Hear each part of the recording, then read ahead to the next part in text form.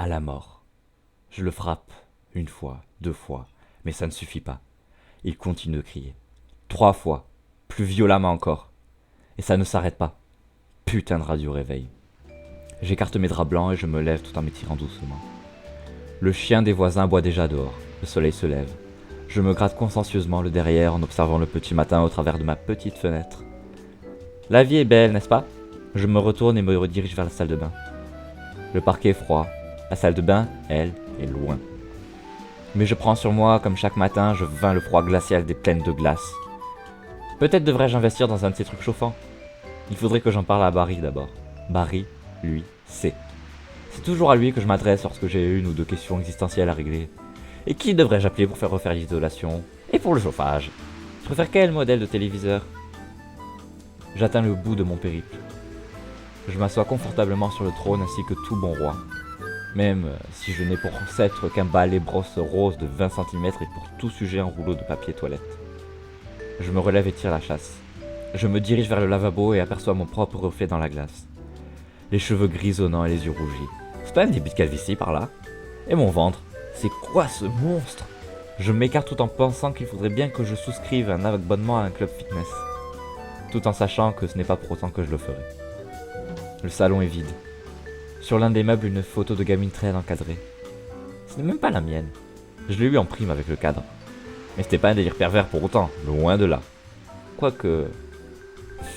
je ne trouve pas approprié d'y penser non plus. C'est vrai quoi? Quel quadragénaire moyen irait penser à ce genre de délire pervers? Je veux dire, en omettant les curés et les déviants.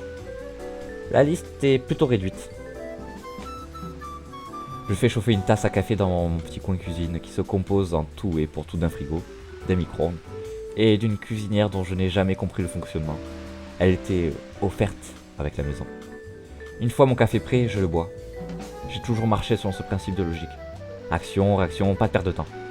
Une fois la chaude boisson ingérée, je me relève, traverse à nouveau le salon et retourne à ma chambre, où j'ouvre mon armoire afin de resélectionner ma tenue. Veston Armani, costume contrefait, bien que ça ait peu d'importance, cravate, chaussures.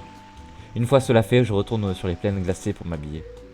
Après avoir réussi à me glisser dans le costume après maintes batailles entre le textile et mon bide, je ressors fin prêt. Je retraverse une nouvelle fois le salon, m'arrête pour vérifier l'heure, vérifiant que je ne sois pas en retard, et comme je l'étais, j'en conclus qu'un brossage de dents n'était pas nécessaire.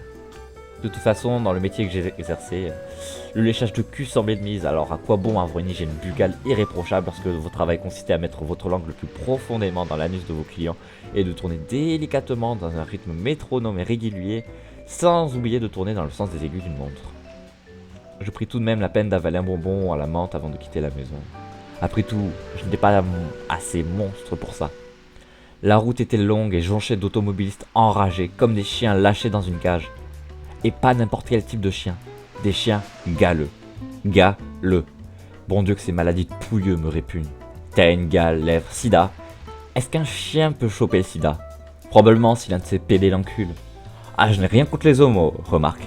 Mon coiffeur est gay. Enfin, je crois. Je n'aime pas vraiment de toute façon parce que c'est un enculé de pédé. Au sens aussi propre qu'il peut l'être, comme au figuré. Enfin, je veux dire... l'homosexualité n'entraîne pas forcément que du négatif. Il peut parfois en résulter des aspects remarquables, comme un accès facilité à la présidence. Et puis les lesbiennes sont top dans les pornos. Pas que je sois un grand amateur de ce genre de film, non plus. Je préfère la masturbation classique. Une main sur le manche, l'autre sur mes bijoux de joie et un magazine entre les deux. Je suis plutôt old school. Je finis par me dégager de la meute d'enragés du volant et me gare à 2 rues de mon lieu de travail. Un grand immeuble en verre, pointé vers le ciel, à l'aspect plus que phallique. Devant, un clodo tend la main. Il est vieux, pue, et n'a visiblement jamais songé à prendre une douche, ni changer de vêtements. Son aspect est plus que déplorable. Il lève 2 yeux malades lorsque je passe devant lui. « Votez Constitution Party !» lui dis-je, souriant, et je crois apercevoir 2 larmes au coin de ses yeux. En le dépassant, satisfait, je prends tout de même soin de me laver les mains avec mon gel désinfectant. Je savais que je n'étais pas bien à cheval sur l'hygiène, mais je ne prendrais pas le risque de contracter une maladie de pouilleux.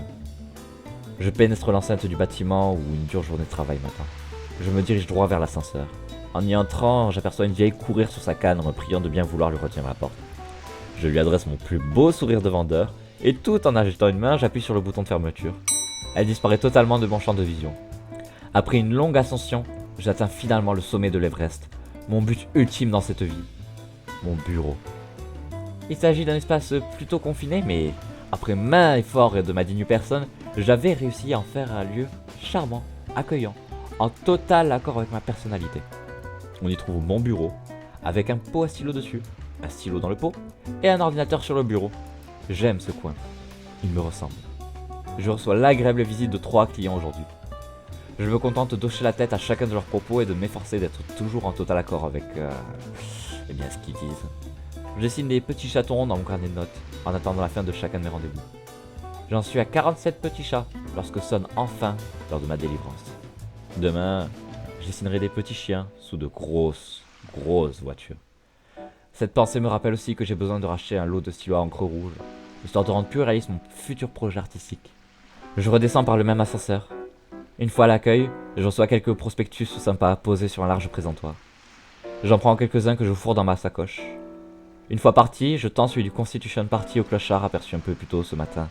Et d'un sourire faux, je lui dis « Pensez-y », avant de lui faire un rapide clin d'œil. Et sans me retourner, je poursuis ma marche, fier de moi.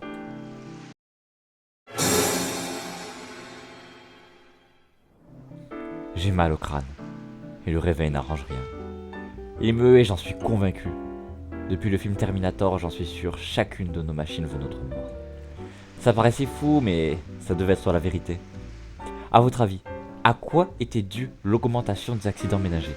D'accord, 99% sont dus aux mères un peu trop bêtes pour surveiller leurs fils, d'autres à certains extrêmes dingues de sexe essayant d'avoir un rapport avec l'aspirateur branché, ou encore papa qui glisse sur la tondeuse que fiston passe. Mais le dernier pourcent, les sapins de Noël qui prenaient feu d'eux-mêmes, les avions qui dévient soudainement de leur trajectoire. Je me lève en me disant bien qu'il faudrait que j'arrête de boire après le boulot. Je suis le même schéma journalier auquel je m'étais habitué. Pipi, déjeuner, habits, éventuellement hygiène. Bref, rien ne saurait troubler mon rythme paisible. Sauf que lorsque je m'aperçois dans le reflet, mon visage semble avoir changé. J'ai 2 bleus qui coloraient le tour de mon œil, qui me font ressembler à un panda. Et les taches sur mon pantalon indiquent que j'étais en période de rut. Je retourne à mon lit pour rechercher d'éventuelles traces de LMN, longue masturbation nuptiale, mais rien. Pas même une boîte de Kleenex oubliée ou un peu de sperme dans le lit. Qu'est-ce que j'avais fait? Je me dirige d'un pas hésitant vers le salon. Je m'attendais à tout maintenant et surtout à devoir nettoyer l'historique de mon ordinateur. Mais rien ne m'a préparé à ce qui m'attend. Je hurle à m'en déchirer la gorge et je vacille avant de me rattraper au mur. Le cœur au bord des lèvres, j'ose à peine relever les yeux vers cette sainte horreur. Mais une vague de courage m'aide à affronter cette épreuve. Barry gît nu devant moi, son horrible membre à l'air. Au moins, j'en ai une plus grosse. Mais une autre idée s'infiltre en moi, beaucoup plus terrible. Elle tend ses serres et me brise de l'intérieur. Est-ce que Barry et moi avions eu une relation sexuelle?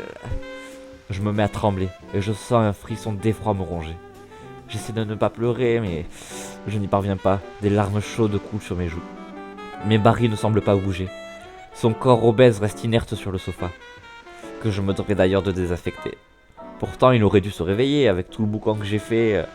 J'appelais doucement. Barry. Aucune réponse.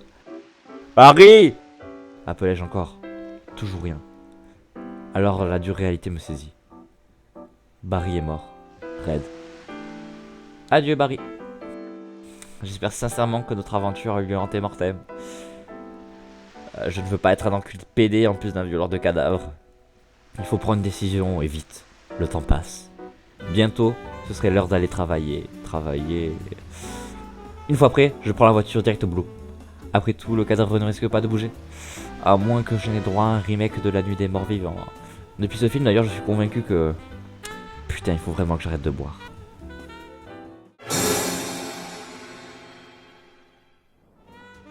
Je rentre finalement du boulot.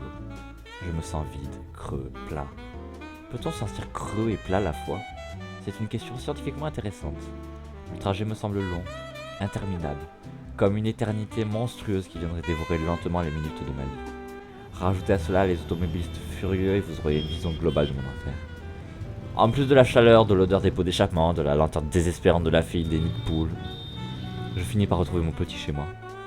Je marque une minute d'appréhension avant de me résoudre à glisser la clé dans la serrure. Le déclic se fait entendre comme la sentence d'un juge abattant son marteau. Je saisis aussi bien la poignée que mon courage et entre dans la gueule sombre qu'est ma maison. J'approche lentement le canapé, un pas après l'autre, craignant d'avoir à faire face à l'inimaginable. Mais il n'y a rien, rien qu'un sofa désespérément vide. Mon sofa. Je ne peux pas m'empêcher de pousser un soupir de soulagement. Je m'affale lourdement sur le coussin, m'enfonçant dans le dossier. Je suis rassuré. Ma vie n'a pas changé. Je n'ai pas changé. J'allume la TV d'une pression sur la télécommande. À l'écran, les Lakers foutent une raclée aux Red Sox. Attends, les Red Sox, ce n'est pas une équipe de baseball? Pas grave. Je suis prêt à bouffer n'importe quelle merde que l'on me servira, du moment que j'ai ma dose de sexe, sport et violence. Je m'abrutis un long moment avant devant la boîte à malice. Et si je n'avais pas été aussi abruti, peut-être que j'aurais fait plus attention à ce bruit derrière moi. Alors, il n'aurait pas été trop tard. Malheureusement, j'ai beau maîtriser mon conditionnel, celui-ci ne viendra pas me sauver.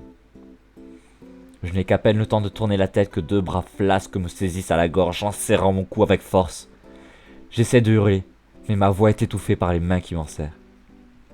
Les bras me soulèvent au-dessus du sol et me serrent contre un corps gras, sans forme.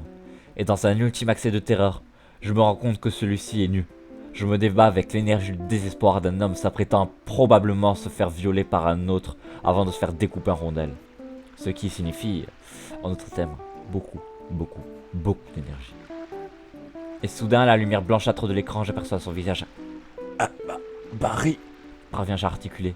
Le train se relâche. Larry. L'entends-je répondre. Oh putain, vieux, je suis désolé. J'agite une main tout en me massant mon cou endolori. Ce n'est pas grave. Lâche-je. Et comme il vient pour me serrer dans ses bras, je le repousse avant de lui pointer son pénis, semblant s'agiter comme un pendule. Il semble le regarder avec un certain intérêt, puis revient à moi. Je suis nu. Finit-il par dire comme une profonde illumination. Je me retiens de le gifler. Simplement parce que c'est mon seul ami. Et surtout, parce que ce je n'en ai pas la force. Vraiment pas. Je m'assois de nouveau sur le canapé, complètement exténué. Barry ne bouge pas. Je lui jette un regard noir, et il ne semble toujours pas comprendre. Il devait en tenir une bonne, comme on dit. Va t'habiller, Lui fais-je. ensuite nous parlerons. Je lui pointe ma chambre de mon doigt. Je tremble. Beaucoup. Ce n'est pas normal. Je le vois s'éloigner doucement. Je m'aperçois qu'il roule des fesses. Et que je regarde ses fesses. Mon Dieu, faites qu'on n'ait pas baisé ensemble. Ou alors que l'on se soit au moins protégé. Et que j'ai été au-dessus. D'ailleurs, j'aurais peut-être tâté mon anus pour voir s'il est encore parfaitement rond. J'espère en tout cas que mon transit intestinal n'en subira aucun dégât. Barry finit par revenir. Un slip à petit cœur sur lui. Je ne me souviens pas l'avoir vu. En tout cas, il lui moule horriblement ses formes flasques. Je dois faire un effort pour ne pas vomir. Et encore plus pour lui adresser la parole. Barry, tu te souviens de la soirée d'hier? Je vois son front se plisser en un effort intense. La bouche légèrement entrouverte, le tout dans une expression semi-hébétée. Un filet de bave coule de son montant au sol. Sa chute paraît étrangement lente. Finit-il par lâcher. Mes tremblements finissent par devenir incontrôlables lorsque je lui demande à mi-voix. Est-ce que tu te souviens, moi, si nous avons enfin... Le dernier mot est presque inaudible. Il reprend son air concentré. L'attente se fait interminable. Ma respiration se bloque. Je manque terriblement d'air. Relâche-t-il enfin. Je le regarde, surpris. Il s'agit d'un problème d'importance capitale et tout ce qu'il trouve à dire c'est ça. Je n'en peux plus. J'étouffe. Ça ne va pas? Je n'y crois pas. Toute cette situation est surréaliste. Soudain, le noir se fait. Les ampoules sautent, une à une. La télé coupe son flot ininterrompu de sexe dans un déclic mécanique. Une lente expiration faisant penser à un râle d'agonie. Je laisse ma rage éclater. Merde!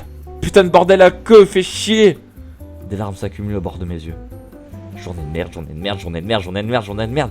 Et Barry perd encore une occasion de se taire, Je crois que les plombs ont sauté. dit-il. Je le cherche des yeux, tâche totalement inutile étant donné que la pièce baigne dans les ténèbres. Non, pauvre con, c'est juste Dieu qui a fini par se coincer le trou du cul sur notre baraque. Je ne vois pas, mais je suis sûr qu'il est en train de chercher de la véracité dans mes propos ou qu'il se demande si je me fous de lui. Va me chercher de quoi éclairer, putain, dans la cuisine, derrière toi. Je ne l'entends pas bouger. Mais dépêche-toi, merde! Ordonnai-je à nouveau. T'as pas dit le mot magique. La scène est surréaliste. Comment un homme de 45 ans pouvait avoir un mental aussi bas? À moins qu'il n'ait pas dessoulé. Ce qui me ramène à ma première question. Avions-nous... Je retiens des larmes une nouvelle fois, au prix d'un effort démesuré. Je vais t'arracher tes couilles, putain. Ça me va. Fit-il, et je l'entends s'éloigner.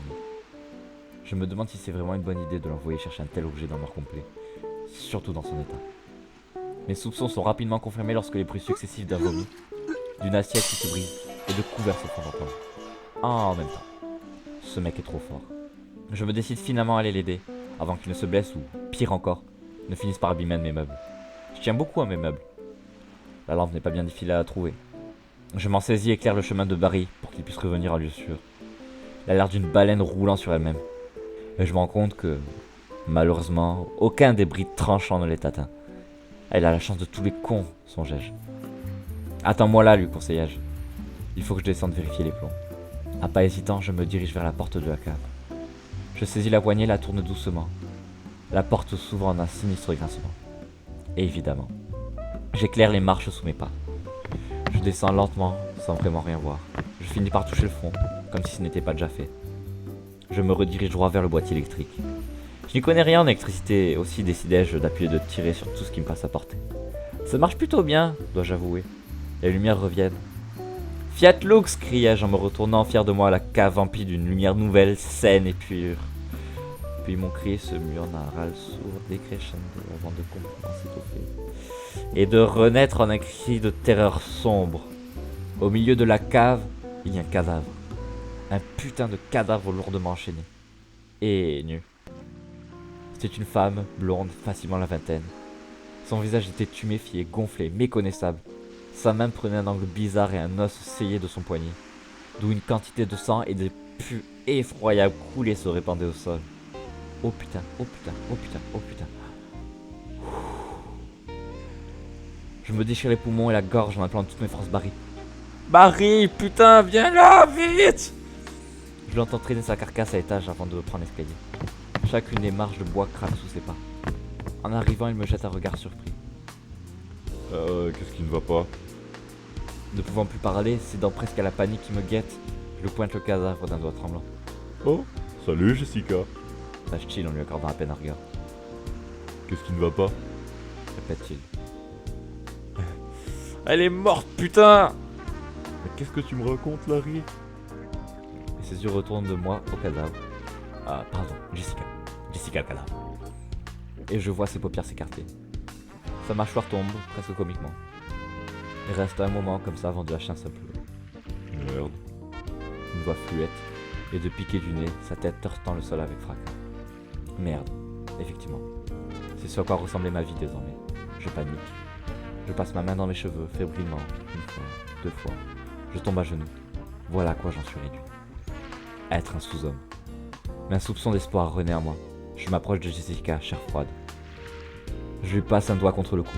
Au départ, je n'arrive pas à croire ce que je sens. Une veine bat contre mon dos. Elle était vivante, vivante, mais dans un sale état. Mais tant qu'il y a de la vie, il y a d'espoir, non? À toute vitesse, je saisis mon portable pour tenter d'appeler les secours. Je m'arrête dans mon élan. Si je fais ça, ils allaient m'arrêter, me mettre en prison. Et en prison, que trouve-t-on le plus? Des enculés de PD. Ils pullulent partout, à la lie de la société. C'est une indéniable vérité. Et j'ai suffisamment entendu d'histoires pour savoir que je ne veux pas aller en prison pour me faire violer par un tolard de 50 piges. Non, je veux que mon anus reste aussi immaculé que possible. Mais n'est-il pas déjà souillé par... Ce n'est pas le moment d'y penser. Pas maintenant, même jamais. Voilà, n'y pense plus. Jamais. C'est très bien comme ça. Excellent, même. Oui, parfait. Mais qu'est-ce qui m'arrive, bordel? Je frise l'hystérie. Putain, c'est une maladie de bonne femme, ça. Pas pour moi. Fais chier, fais chier, fais chier, fais chier. Est-ce que cela veut dire que je deviens moi-même une bonne femme? Je me touche entre jambes. Non, je suis toujours un mec. Ça ne règle toujours pas mon problème. Je dois me concentrer. J'avais un briquet dans la poche et du ruban adhésif pas loin. Quelque part sur l'un des établis de la cave. Je finis par aligner un pas après l'autre en évitant soigneusement de regarder le cadavre. Non. Pas encore morte. Jessica. C'était Jessica. Je sens que je marche dans un truc liquide. Je baisse les yeux. Je vomis. J'essaie de me convaincre que ce n'est pas du sang. Pas du sang. Seulement de la confiture de fraises. Beaucoup, beaucoup, beaucoup de confiture. J'atteins finalement le bout de la cave et mon précieux meuble. Sans perdre une seconde, je fouille chacun des tiroirs, ne manquant évidemment pas de me blesser sur chacun des outils qu'ils renferment. Et par miracle, je referme ma main sur le rouleau, au prix de quelques ongles cassés. Ça me fait mal, putain. Je me tâte l'entrejambe. Toujours un homme. Homme. Fort. Je reviens voir le cas de Jessica. Je me penche vers son poignet brisé. L'os dépasse bizarrement de la plaie. Comme dans tous les épisodes d'urgence que j'ai pu voir, il faut d'abord cautériser. Je prends donc mon briquet et l'allume. J'hésite un instant. Puis je plaque la flamme contre l'os. Je détourne le regard. Un léger fumée de cochon s'en échappe. Ça me rappelle un peu les barbecues. Barbecue. Cette pensée m'apaise un peu. Je ferme les yeux et me laisse aller à une douce rêverie emplie de porc grillé et de délicieuses sauces moutarde, ketchup et barbecue. Je n'ai même pas fait attention à Barry. Je l'entends à peine se relever. Par contre, je l'entends très bien hurler. Putain de merde! Je me retourne et lui jette un regard mauvais, lui en voulant de m'avoir tiré de ma paisible rêverie. Barbe, il ne fait pas un peu trop chaud? Je me retourne. Barry continue de hurler. Ça ne sent plus le cochon, mais plutôt le bouclier. Et pour cause, le bras de Jessica était en feu. Je vis sa peau se cloquer, sa chair lentement fondre. Je crie d'une voix suraiguë tout en m'écartant des flammes. Merde, fais-je sans me désemparer de ma voix de femme, tout en tâtant mes bijoux. Oui, ils sont toujours là. Surveille-la! Ordonnai-je à Barry. Je reviens! Il ne me répond pas. Il maintient juste un masque stoïque mêlé d'une expression débile. Je ne m'attarde pas plus longtemps. Je cours sans m'arrêter. Je me retrouve dans la cuisine sans me souvenir de mon trajet. J'ouvre chacune de mes armoires en renversant tout le contenu par terre. Je finis par mettre la main sur le petit cylindre rouge à gueule noire. Un extincteur. Je fais le trajet inverse tout aussi vite. J'arrive en bas. Barry a le pantalon baissé. Mais qu'est-ce que tu fous, putain? J'éteins les flammes! Me répond-il. Et avant que je ne puisse ajouter quoi que ce soit, je vois un prodigieux jet d'urine jaillir de son appareil pour atterrir parmi le feu. Merde, mais t'es un vrai malade! Non, un vrai héros! Je reste un instant figé, trop consterné pour agir. Puis je reprends mes esprits, et d'un coup d'épaule je dégage super pipi de là. Je pointe le canon vers les flammes, retire la sécurité et presse la détente. Rien ne se passe, C'est comme du déodorant. indique Barry, et comme je comprends pas, il ajoute. Il faut secouer avant de s'en servir. Au point où j'en suis, de toute façon, je secoue vivement l'extincteur, fort de nombreuses années d'expérience dans le domaine.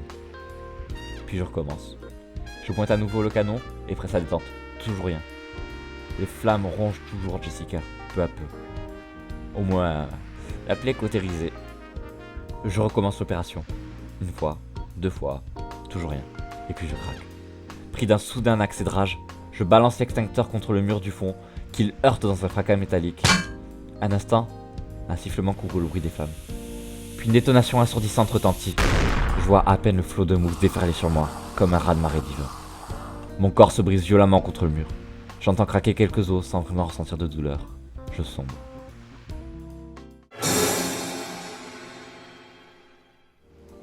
Je me relève.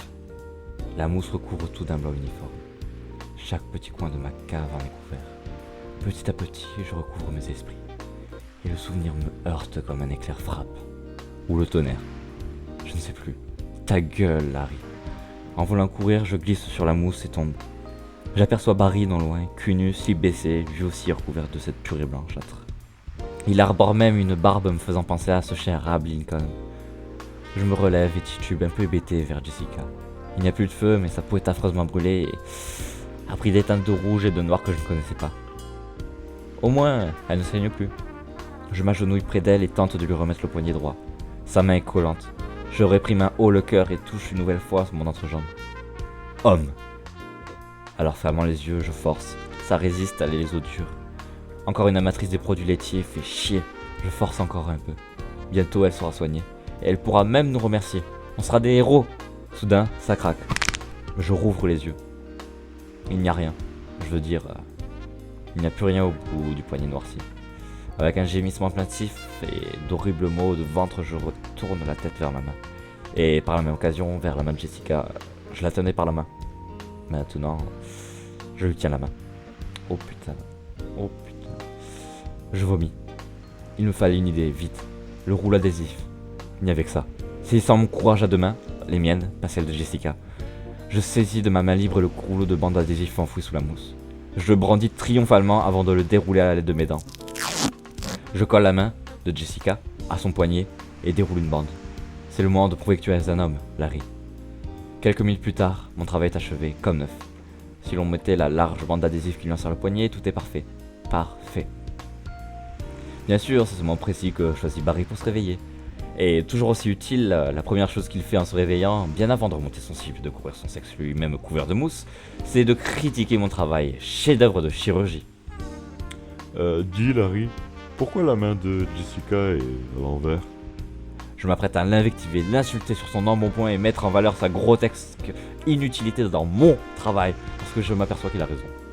Cet enfant de salaud a raison. La main prend un angle à 180 degrés par rapport au poignet. Oh merde, oh merde, oh merde, oh merde, oh merde, oh merde, oh merde, oh merde. Parce qu'elle est handicapée.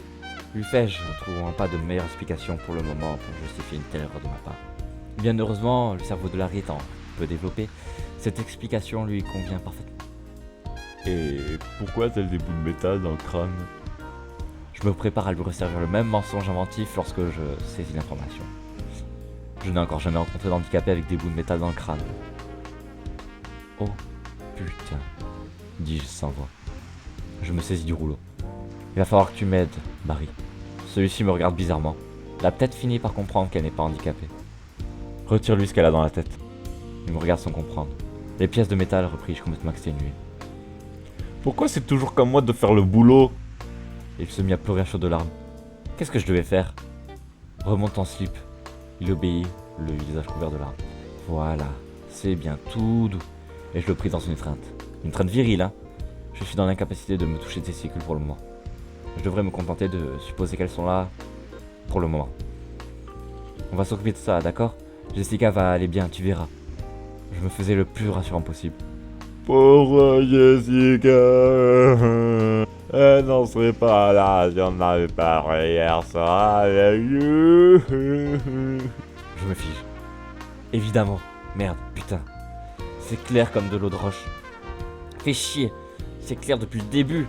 Et qu'est-ce qu'on fait, on a fait, bordel? Un kidnapping, ça court 5 ans de prison. Kidnapping et meurtre, et je finirai sur la mise 100 000 volts. Il est impératif de sauver Jessica.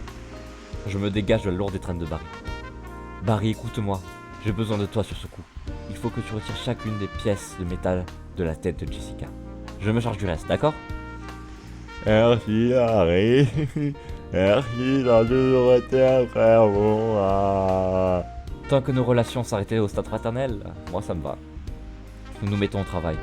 À chaque bout retiré, je me dépêche d'appliquer de l'adhésif sur la plaie, craignant que la serviette de Jessica nous fasse coucou.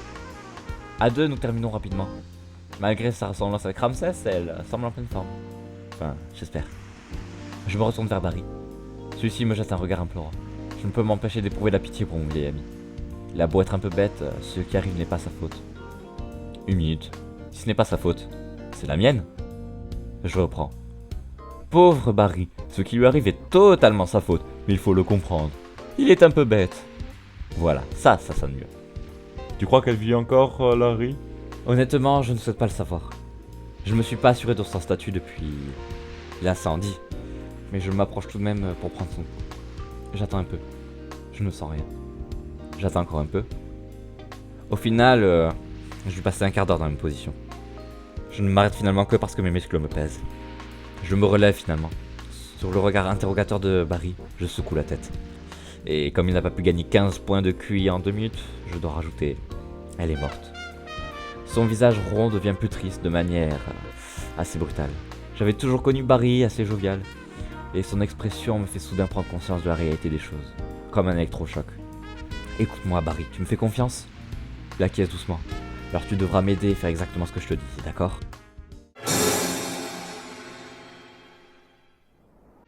Nous chargeons le corps sur la banquette arrière, en le recouvrant d'une couverture miteuse.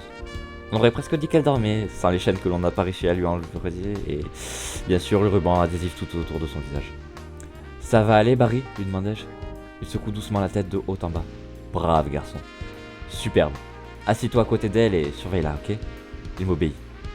On va peut-être pouvoir s'en sortir finalement. Je démarre et m'engage dans la rue. Le temps est comme figé, le volant en main. Je sors du quartier résidentiel. Je m'engage sur l'autoroute direction au nord. Plus loin, je le savais, pour y être passé chaque matin avant le boulot, un large terrain vague. Larry! Je ne fais pas attention à sa voix. Conduire me fait du bien. Larry! Je conduis, tout va bien, je conduis, tout va bien, je conduis, tout... Larry! Elle bouge! J'ai presque failli faire un écart qui nous aurait été fatal. Comment? Quoi?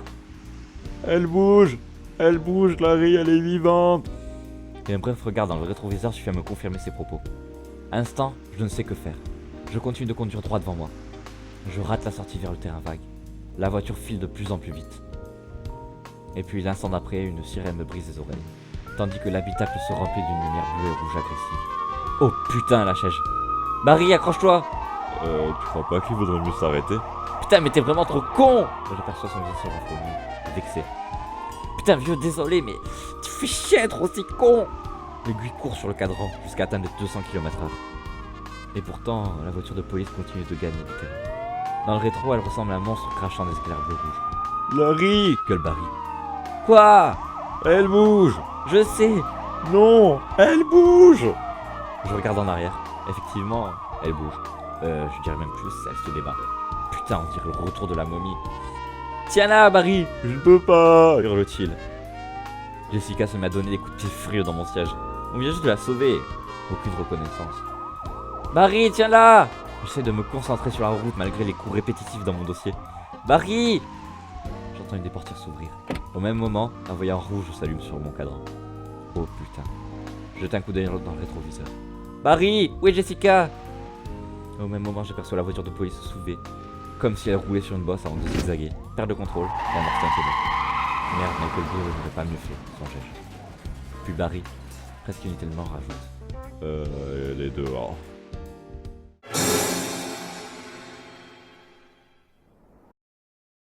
On avait fini par nous rattraper. C'est dingue les moyens colossaux qui peuvent être mis en place pour rattraper 2 suspects en fuite en Amérique. On avait droit aux hélicos, aux barrages routiers, et même au sosie de David Caruso. Et petit plus, c'est un passage télévisé, et notre place dans l'émission Real Cops. Finalement, je suis pas si mal à l'écran. Et puis, on a fini par se retrouver dans cette immense salle pleine de gens. On est un peu comme des célébrités ici. La main de Jessica agit comme une pièce à conviction sur une table devant le juge, aux côtés du ruban adhésif et des restes de l'extincteur. Chacun des 54 petits morceaux de métal. Le juge frappe avec son marteau. On a été accusé de kidnapping, viol, séquestration, mutilation, triple homicide. Les policiers à notre poursuite ont fini brûlés vifs avec le réservoir en flammes. Et attentat à la pudeur. Marie avait perdu son petit slip à cœur au moment de l'arrestation. On aurait pu mieux faire, fais-je, avec un léger sourire. J'appelle comme témoin à la barre Monsieur Barry D. Simons, accusé dans l'affaire Jessica P. Murray et dans le meurtre des 2 officiers Marty G. Simpson et Edmund Owen, tués dans l'exercice de leurs fonctions. Monsieur Simons, qu'avez-vous à dire pour votre défense? Barry reprit son air débile que je connaissais si bien. Je dresse un coup de coude à l'avocat. Celui-ci dessine des petits chatons sur son carnet de notes. Il me jette un regard noir. Commence Barry. C'est pas notre faute, on n'a rien fait. Promis, juré, crache. Et il joint le geste à la parole. Il crache, juste à ses pieds. Voilà, maintenant il faut nous croire. Notre avocat ne peut réprimer un fou rire. Putain, ça y est, c'est la fin.